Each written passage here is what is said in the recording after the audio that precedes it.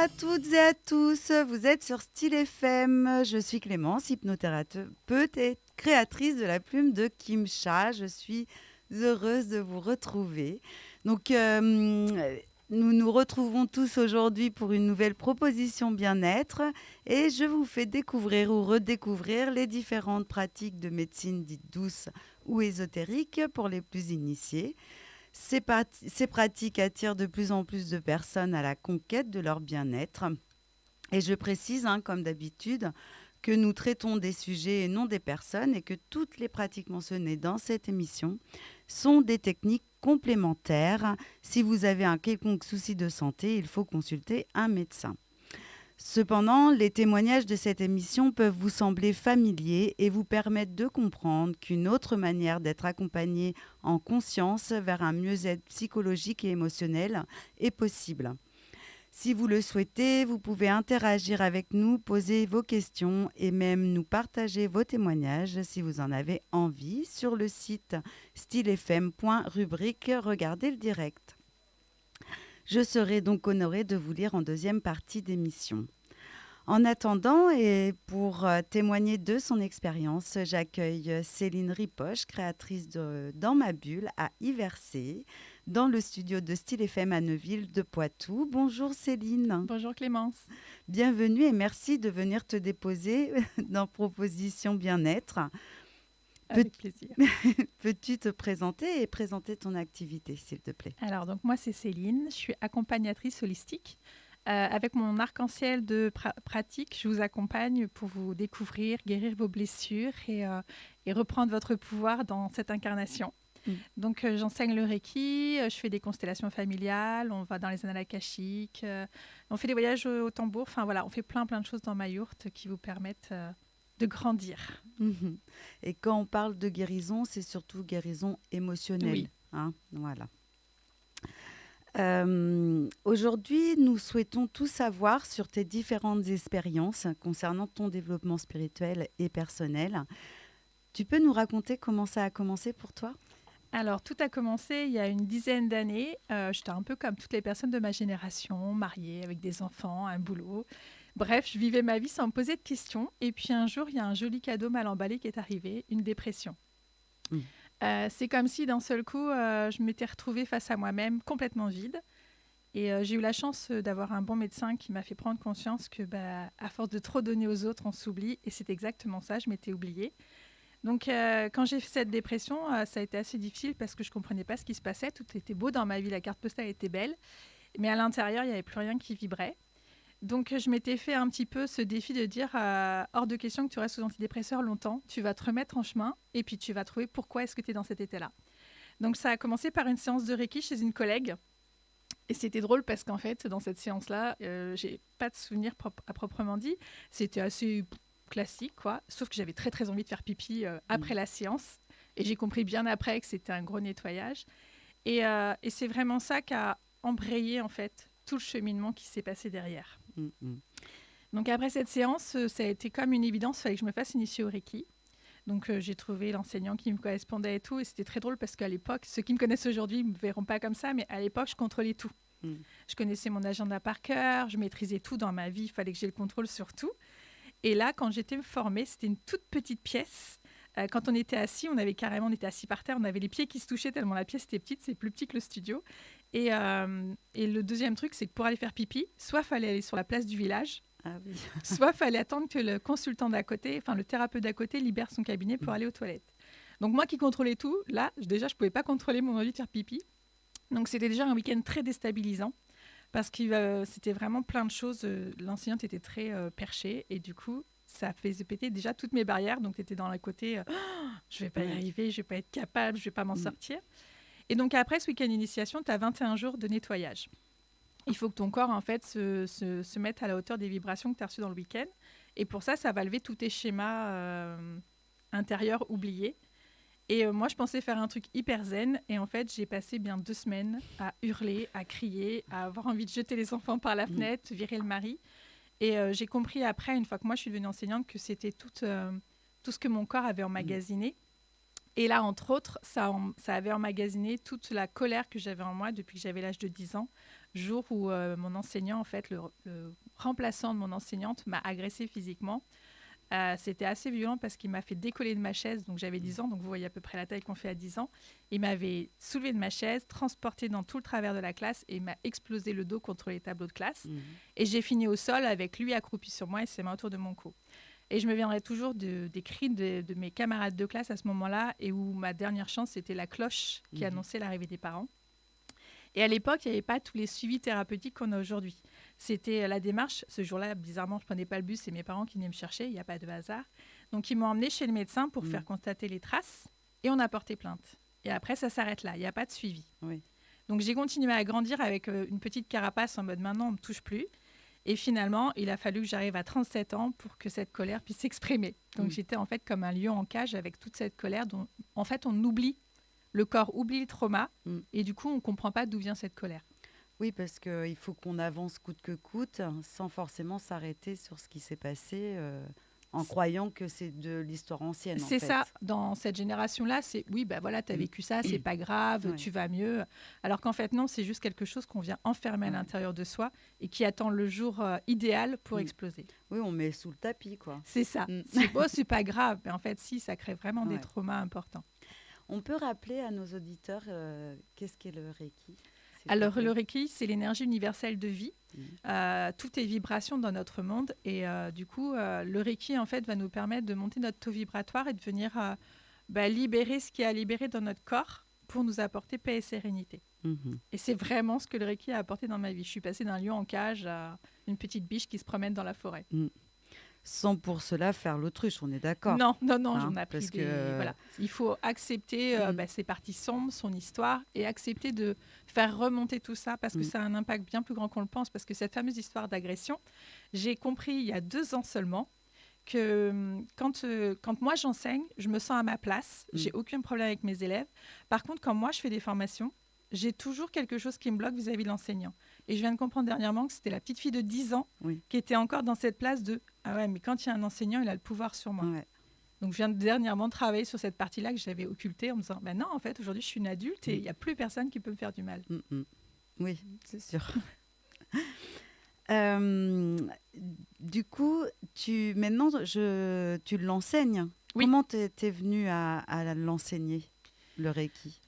Ça a été une évidence. Et pourtant, quand je me suis fait initier au 1er degré, que mon enseignante m'a dit, tu sais, il y a un 4e degré où tu pourras peut-être enseigner. Je lui ai dit, mais ça va pas. Moi, je suis timide. Je suis celle qui se met au fond de la classe à l'école et qui est en mode, m'interrogez pas, j'ai trop peur. Et en fait, c'est vraiment tout le cheminement que j'ai fait. Qui un jour, en fait, moi, j'étais assez carrée. J'avais besoin d'aller au bout des choses. Donc, je m'étais dit, j'irai au bout de cette maîtrise parce que je veux tout comprendre. Et donc, je le faisais pour moi. Et finalement, j'étais à peine maître Reiki que déjà des élèves se présentaient à ma porte en mode « je veux que tu m'enseignes ». Donc, ça s'est vraiment fait naturellement. Et du coup, c'est pour ça que j'enseigne en petits groupes.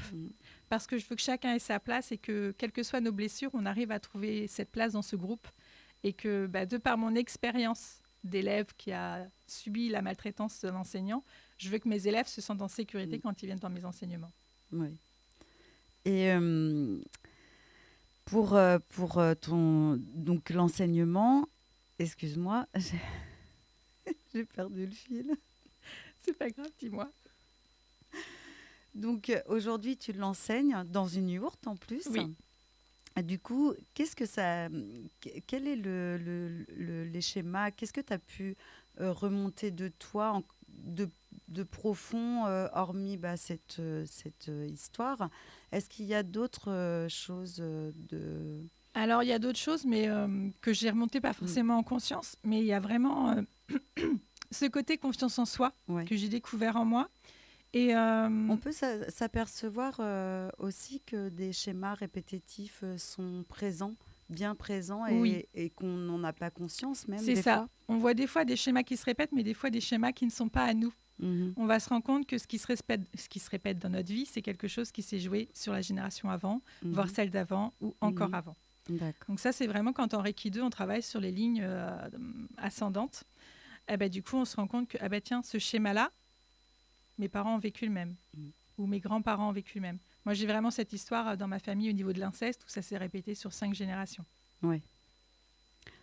Donc forcément, on a envie d'en savoir plus après. On est attiré par justement à savoir comment on fait pour aller Fouiller l'histoire. fouiller l'histoire et expérimenter aussi bah, oui, tout simplement pourquoi ça nous impacte aujourd'hui, quoi. Ben là, moi, je suis passée par la psychogénéalogie. Tu peux expliquer? La psychogénéalogie, c'est un travail de recherche sur l'histoire familiale. C'est pas comme un arbre généalogique, parce que l'arbre généalogique, on va chercher le nom, le prénom, la date de naissance et de décès d'un grand-parent. Là, on va aller chercher ses traumas, son histoire de vie, et on va aller voir un petit peu tout ce qu'il a vécu, ses relations avec ses parents, ses relations avec ses frères et sœurs, les pathologies qui se trouvent là, parce que souvent, on parle en médecine, on parle de maladies héréditaires. Oui, oui. En énergétique, on va parler de transgénérationnel. En fait, une pathologie qui n'a pas été trouvée avant, un problème qui n'a pas été résolu avant, va venir descendre sur des générations jusqu'à ce que quelqu'un en prenne compte. Et du coup, ça permet vraiment le travail dans psychogénéalogie, c'est vraiment d'aller étudier son arbre pour comprendre en fait tout ce qui s'y est passé, que ce soit les traumas de guerre, parce que mine de rien, ça a un impact sur nous, que ce soit la famine. Des fois, on est en surpoids parce qu'un grand-père a vécu la famine ou vraiment la mémoire du corps se souvient de tout ça. Oui, oui, tout à fait. Et donc, par là, quels moyens a-t-on d'aller expérimenter ce que notre transgénérationnel a besoin de nous confier pour pouvoir justement soulager ces lignées? L'outil que j'ai découvert et qui est merveilleux, c'est les constellations familiales. Oui. C'est vraiment ce qui m'a permis de résoudre plein de choses déjà dans ma vie à moi. Et comme je le pratique dans ma yourte, ça m'a vraiment permis de prendre conscience de tout ce que nos ancêtres nous ont transmis. Et parce qu'on n'a pas les mêmes époques. Aujourd'hui, on est dans une époque où on explique beaucoup de choses, on s'écoute davantage. Mais quand on va sur des générations à 2, 3 au-dessus de nous, il n'y avait pas tout ça. C'était un peu cette charge de « j'ai vécu ça, c'est comme ça. Je l'emporterai avec moi dans ma tombe ». Aujourd'hui, on sait qu'il ne faut pas emporter ça dans notre tombe, qu'il faut le résoudre parce que sinon, quelqu'un en dessous va le porter. Bon, merci. Je te propose de faire une pause musicale. Et nous sommes de retour pour Proposition Bien-être. Je suis Clémence à l'antenne sur Style FM. Donc, Proposition Bien-être évoque aujourd'hui le parcours de Céline Ripoche dans son développement personnel et spirituel. Donc, je rappelle, Céline Ripoche, qui est la créatrice de Dans ma bulle à y verser. Et ce qui l'a amenée à devenir accompagnatrice holistique et enseignante Reiki, elle est là pour nous en parler ce matin. Donc, Céline, nous parlions de psychogénéalogie. Toi, que proposes-tu dans ta yourte qui est en lien ? Alors, dans ma yourte, je vais proposer des ateliers pour découvrir ce que cache notre arbre. Sous forme de petits exercices, en fait, je vais stimuler votre inconscient pour que sur le papier se montre ce que vous n'avez pas conscience. Et ce qui est drôle dans cet exercice, donc c'est tout simple, vous allez dessiner votre arbre avec vos parents, vos frères et sœurs, les grands-parents, enfin ceux que vous connaissez. Et en fait, de par la façon dont vous allez dessiner les cadres qui enveloppent les personnes, comment vous allez nommer les personnes, comment vous allez tirer des traits, on va pouvoir se rendre compte de qui est en lien avec qui est intriqué avec qui, et qui en fait n'est pas inclus dans la famille. Et ce qui est drôle, c'est que cet exercice, je le fais faire plusieurs fois. Donc, ça se fait sous un temps d'1 minute parce que ça met en fait un petit coup de pression qui fait que ce n'est pas le mental qui agit, mais l'inconscient. Oui, l'inconscient. Et en fait, j'ai beau expliquer entre chaque exercice, tu vois, ça correspond à ça. Quand le message veut être vu, on peut refaire 10 fois l'exercice, 10 fois, ça va ressortir. Donc, c'est vraiment un premier exercice qui permet de prendre conscience aux gens de la façon dont ils sont intriqués avec certaines personnes. On voit déjà, par exemple, sur un arbre généalogique, on va voir qu'une maman est trop présente sur son enfant. C'est-à-dire que l'enfant a beau avoir 30 ans, quand elle dessine, elle est en train d'être invasive dans l'espace de l'enfant. Donc, ça permet déjà de prendre conscience des liens qu'on a dans notre famille. J'ai par exemple des couples, des fois, qui sont dessinés, qui ne sont pas reliés. D'accord. Donc, ça vient vraiment, quand je raconte après à la personne, tu vois, ton arbre, là, il me dit ça, il me dit ça, il me dit, oh, c'est dingue, c'est vraiment la vraie vie, quoi. Donc, moi, c'est vraiment ce qui m'a permis de voir avec quelle tante j'étais intriquée, en fait, dans ma vie. Et les personnes qui ressortent, ils en font quoi de ces informations après ? Alors déjà, ils comprennent qu'ils peuvent faire leur arbre généalogique parce que c'est tout bête, mais par exemple, dans les arbres généalogiques, souvent, il n'y a pas les fausses couches, il n'y a pas les IVG, il n'y a pas les enfants morts-nés. c'est quelque chose qui pendant très longtemps a été évacué des arbres généalogiques et ça crée des problématiques sur les générations suivantes. Donc déjà après cet atelier, les gens tout de suite ils vont refaire leur arbre proprement en remettant tout le monde à sa Mm. place, en donnant le nom à chacun. Parce que pareil, dans cet arbre, par exemple, si tu écris le nom des hommes en majuscule, par exemple l'année de ton père en majuscule et celle de ta mère en minuscule, ça va venir nous montrer aussi que, ah tiens, là, on a vraiment une lignée des hommes qui est très importante, qui Mm. prend sa place. Donc en refaisant mon arbre, je vais écrire les deux noms de la même façon, de la même grosseur, pour rendre à chaque lignée sa place. Ouais, d'accord. Donc après, souvent, voilà, ils ont tous envie de faire leur arbre Mm. généalogique dans la foulée, en mode, attends, je veux savoir tout, je veux y aller. Et du coup, il me semble que tu as envie d'aller plus loin après ça. Oui. Et quel outil te permet d'y aller, Bah, justement? du coup, on repart en constelle. Voilà. Mm. Tout de suite, les gens, si je veux faire une constellation, je mets tout ça en place. Est-ce que tu peux nous rappeler en quoi ça consiste? Alors, la constellation familiale, ça a beau s'appeler constellation familiale, on ne vient pas avec sa famille. Mm. Mm. On vient tout seul. Et en fait, ce sont des inconnus qui vont venir représenter ta famille. Donc, par exemple, je vais te raconter mon cas à moi. Dans ma formation, ça m'a beaucoup secouée parce que ça a été assez intense. Moi, sans le vouloir, inconsciemment, j'ai pris la place de l'adulte dans ma famille. Donc, dans ma famille, avec mes frères et sœurs et mes parents. Parce que mes parents ont une histoire de vie qui font que ce sont des grands enfants, que mon frère aîné, la place de premier, il n'en voulait pas, que ma deuxième sœur, la place de grande, elle n'en voulait pas. Donc, je me suis sentie projetée toute seule, sans le vouloir, dans cette place-là. Et quand vous êtes dans cette place-là, après, vous y restez. Quoi. C'est, je suis là, je suis là. Et donc, en constellation, quand j'ai su que j'allais faire la constellation, ma problématique principale, c'était je veux reprendre ma place d'enfant auprès de mes parents pour pouvoir être la mère pleinement de mes enfants. Parce que dans un système, on ne peut pas être la mère de ses parents et la mère de ses enfants. Donc, c'est important que chacun ait sa place. Donc, quand on a fait la formation, ma formatrice a compris ma problématique et elle m'a dit, tu vas voir, ça va être un peu violent. Donc, comme tout le monde a des peurs quand on vient en constellation, on ne sait pas ce qui va sortir parce qu'on n'est pas maître de ce qui va sortir.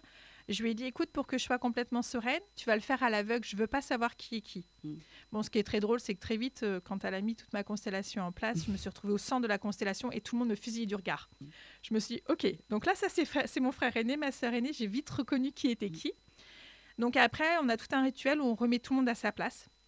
Et donc en fait, moi, je suis arrivée après une fausse couche. Et ce qui était très drôle, c'est que dès que je suis arrivée dans cette formation, le premier mot qu'elle a dit, les gens qui arrivent après une fausse couche sont des gens soit très discrets, soit très exubérants. Je suis arrivée dans cette formation, j'avais les cheveux roses. Ouais. Donc tout de suite, mes copines de stage m'ont regardé genre, ah, toi, t'es arrivée après une fausse couche. Oui, c'est vrai.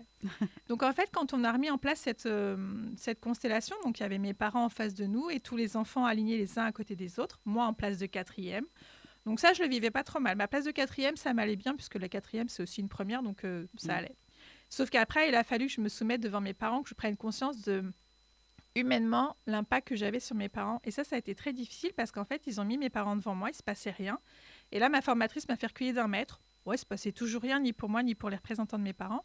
Elle m'a fait reculer 2 mètres et là, mes parents ont fait un grand « Oh, ça a fait du bien !» Et en fait, j'ai pris conscience ce jour-là que, en voulant prendre soin d'eux, finalement, je les ai étouffés.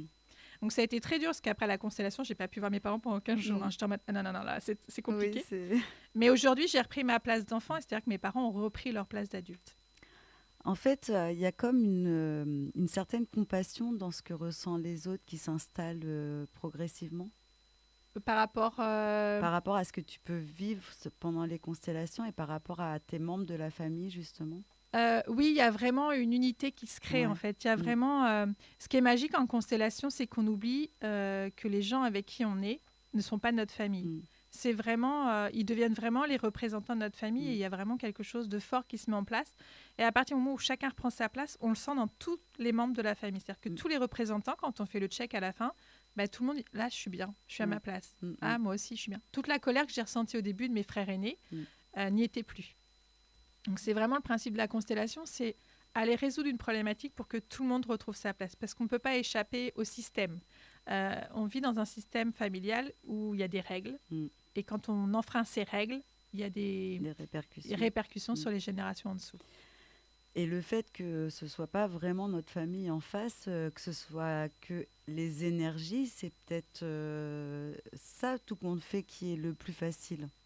Oui, parce quelque part. Ça enlève ce côté humain. Ouais. Et puis, c'est vraiment un travail, c'est souvent ce que je dis, c'est un travail d'âme à âme, en fait. On travaille vraiment au niveau énergétique parce que moi, si je regarde dans ma vie, jamais mes parents m'ont montré que je prenais trop de place dans la leur, en fait. Oui.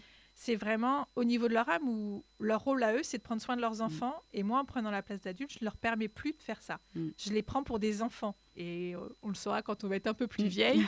On ne veut pas que nos enfants soient nos parents. Ouais. C'est Mm. nous les grands, quoi.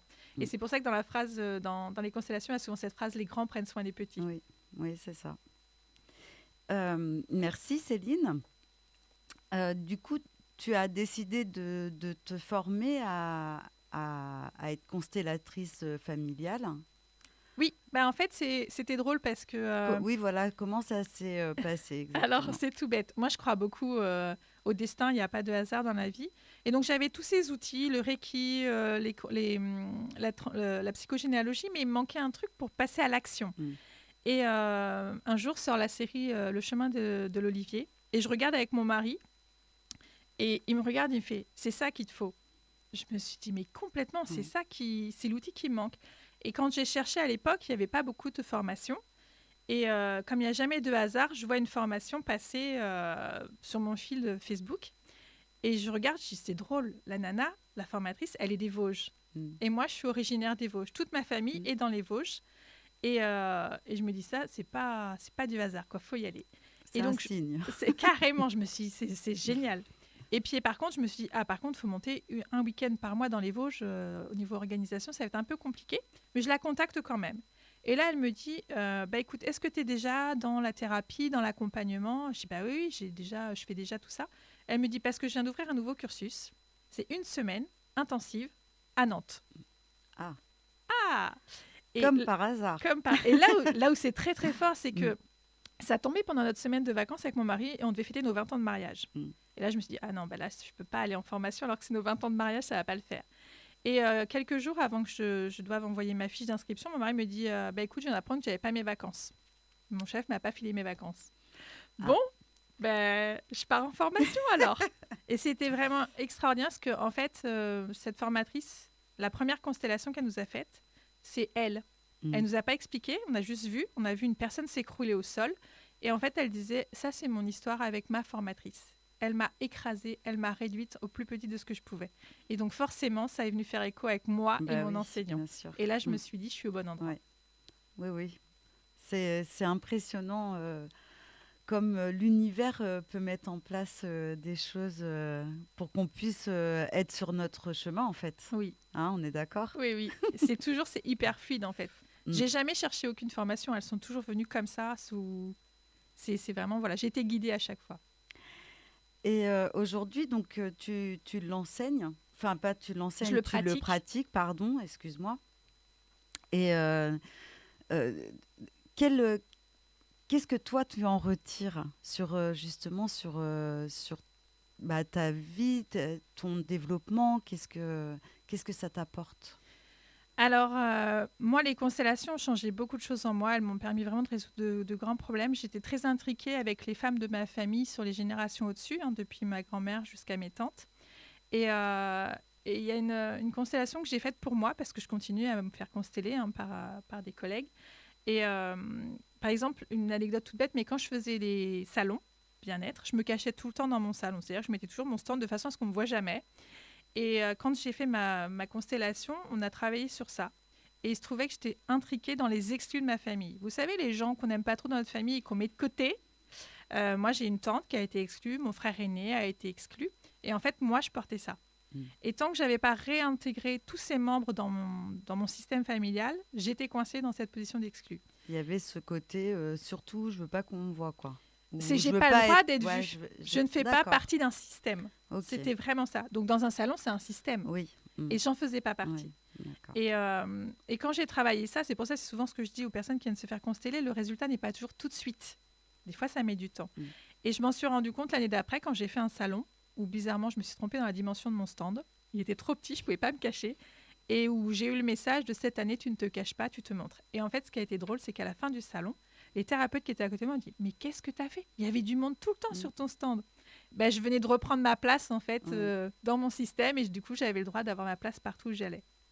C'est vrai que quand on conscientise nos schémas, nos croyances limitantes, tout ce qu'on a pu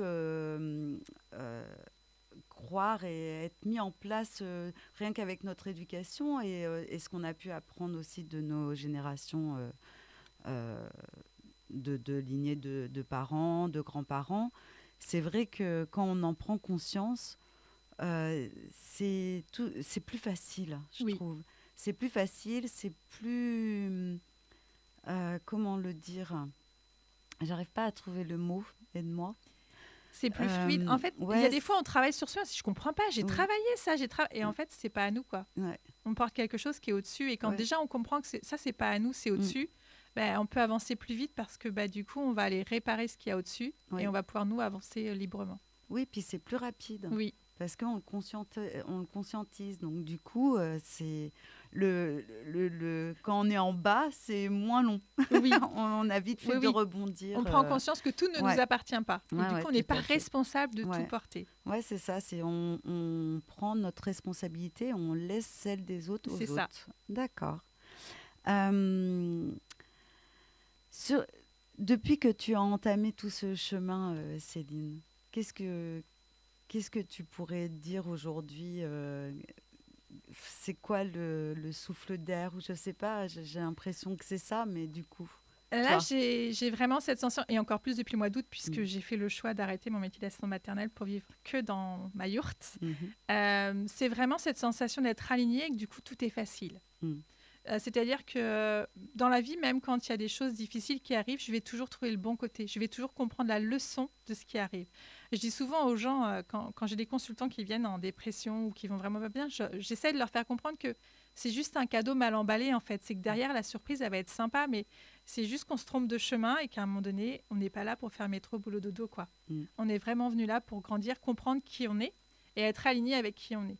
Souvent, je dis à mes élèves de Reiki, en Reiki 1, je dis, vous savez, on porte beaucoup de masques dans la société. Il faut être la belle-fille idéale, il faut être la maman parfaite, Mm. il faut être l'épouse parfaite, il faut être l'employé modèle.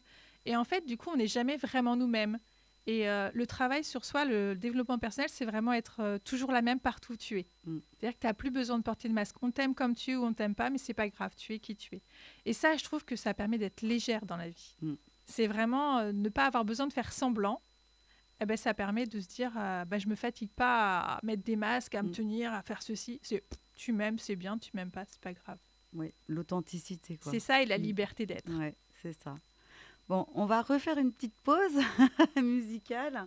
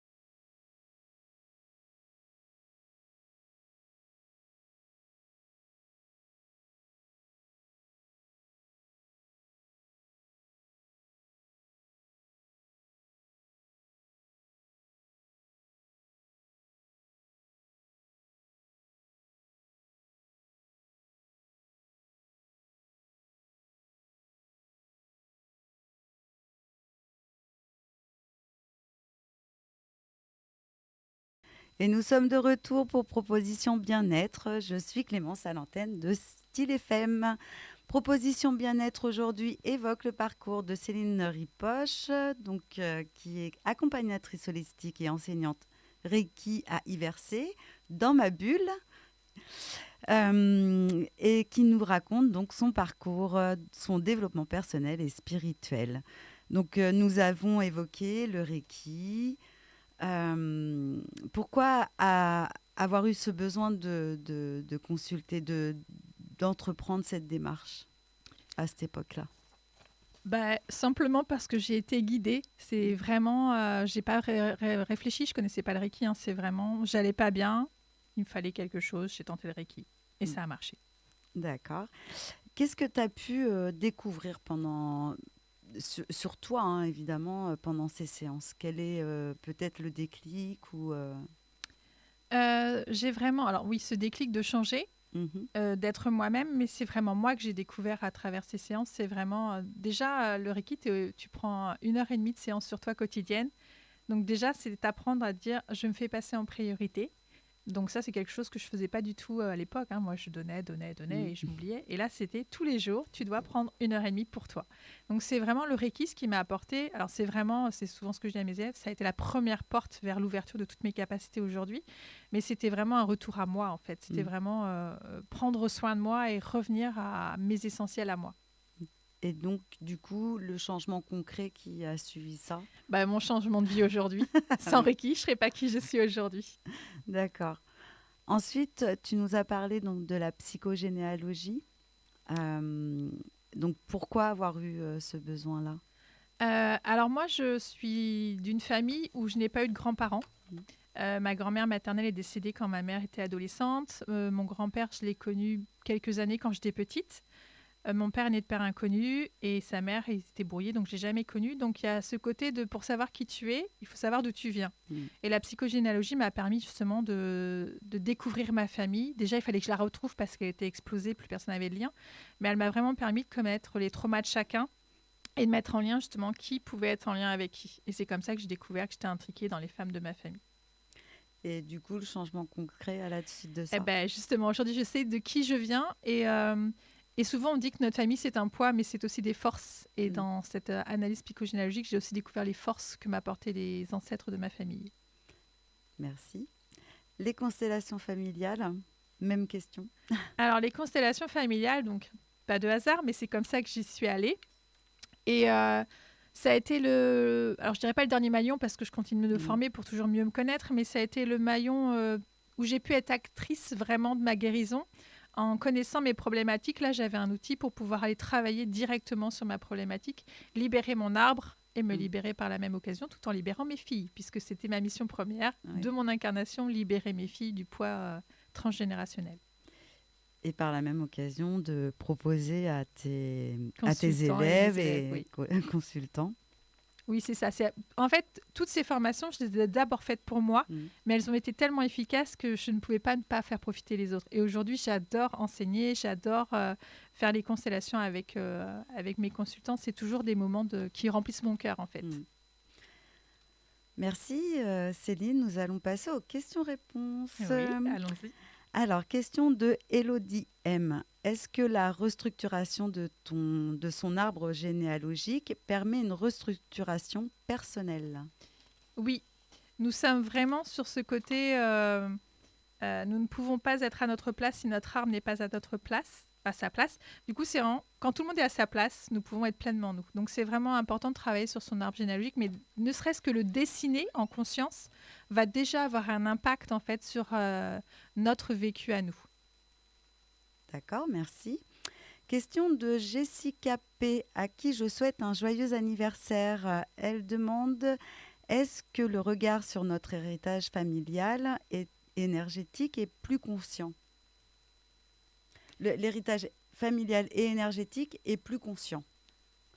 En fait, quand tu prends conscience d'où tu viens, tu peux changer les choses plus facilement. Donc, c'est important, oui, on est dans une civilisation où les anciens n'ont pas vraiment leur place. Une fois qu'ils sont partis, soit on les pleure pendant des années, soit on les oublie. Alors que c'est important de les honorer et d'avoir ce travail de conscience de qui ils étaient et qu'est-ce qu'ils faisaient à cette époque. D'accord. Question de Shana T. Est-ce que tes proches sont conscients du travail que tu as effectué?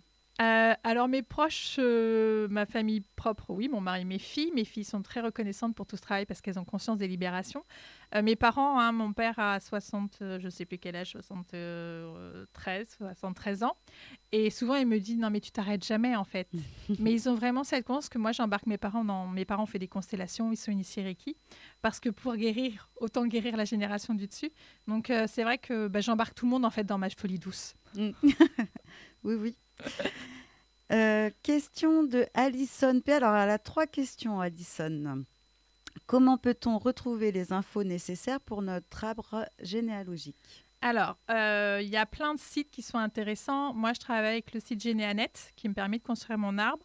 Ils ont des documents. Et après, en fait, il y a plein de liens qu'on peut retrouver pour trouver les dossiers militaires, pour trouver les actes de naissance. On peut s'adresser dans les mairies où sont nés nos ancêtres. Et on peut faire beaucoup de choses en ligne, en fait. Donc, il y a juste à taper sur votre moteur de recherche préféré retrouver mes ancêtres et vous allez avoir plein de liens pour retrouver. Après, ça demande beaucoup de temps, hein. C'est vrai que la lecture des actes de naissance, actes de mariage, tout ça, c'est un petit peu long, mais ça vaut vraiment la peine de se pencher là-dessus. Donc, une autre question d'Alison. Pourquoi choisir les constellations familiales pour un travail sur soi? Simplement, si tu as essayé plein d'autres choses et que ça ne fonctionne pas, peut-être que ça ne t'appartient pas. Et là, on va vraiment aller chercher la source de ta problématique. Donc, c'est souvent ce que je dis aussi, on ne vient pas en constellation pour chercher un secret. On vient en constellation parce qu'on a une problématique et qu'on veut la résoudre. C'est vraiment important parce que la démarche dans laquelle on va venir en constellation va faire que la constelle va s'ouvrir ou pas. Oui, sinon ça peut... On peut vite se retrouver avec un système qui est bloqué et qui ne veut pas qu'on aille fouiller. Parce que des fois, ils ne sont pas très conciliants. Hein. Toujours question d'Alison. Et la dernière, quel conseil peux-tu donner à ceux qui écoutent et qui se demandent pourquoi ils se sentent bloqués dans leur vie? Eh bien, je dirais, trouver quelqu'un qui puisse vous accompagner pour découvrir qui vous êtes et pourquoi vous n'avancez pas dans votre chemin. Tout a un sens, en fait. Il est essentiel de trouver ce sens, mais on est toujours guidé vers les personnes qui vont nous aider à aller de l'avant.